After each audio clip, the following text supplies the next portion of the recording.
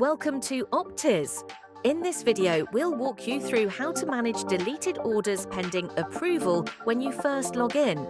When you log in, you might see a message telling you that some deleted orders are waiting for approval. Before opening the board, let's go step by step on how to handle them.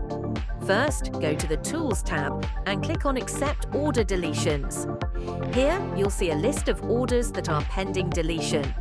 Each order includes details like who requested the deletion and when it was last updated.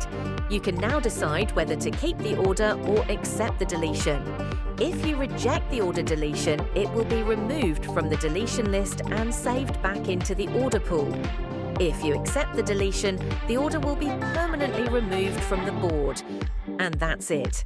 Managing order deletions in Optizz is quick and easy. For more tutorials, don't forget to subscribe and check out our other videos.